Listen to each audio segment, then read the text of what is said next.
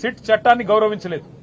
కానీ మేము ఒక బాధ్యత గల పార్టీగా, తెలంగాణ ప్రజల గొంతుగా, తెలంగాణ ప్రజల ప్రతినిధిగా పెద్దలు కేసీఆర్ గారు ఈరోజు సిట్ చట్టాన్ని గౌరవించకపోయినా, రాష్ట్ర ప్రభుత్వం ఆడిచ్చినట్టు ఆడుతున్నా కేసీఆర్ గారు మాత్రం చట్టం మీద, న్యాయం మీద ఉన్న గౌరవంతో పూర్తి స్థాయిలో ఇవాళ విచారణకు సహకరించి, ఆయనకు నిజానికి ఇక్కడ రావాల్సిన అవసరం లేదు.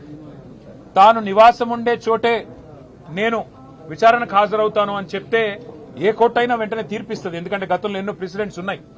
కానీ కేసీఆర్ గారు మాత్రం తాను ఏ తప్పు చేయలేదు కాబట్టి, మేము ఏ తప్పు చేయలేదు కాబట్టి నిజాయితీగా ఈరోజు వారు రావాల్సిన అవసరం లేకున్నా, అవసరమైతే న్యాయస్థానాన్ని ఆశ్రయించే అవకాశం ఉన్నా, చట్టాన్ని గౌరవించే ఒక రాజ్యాంగబద్దమైన పదవిలో ఉన్న గౌరవ ప్రతిపక్ష నాయకుడిగా, తెలంగాణ తొలి ముఖ్యమంత్రిగా, గౌరవ ప్రజాప్రతినిధిగా వారు ఈరోజు సిట్కి సంపూర్ణంగా సహకరించారు.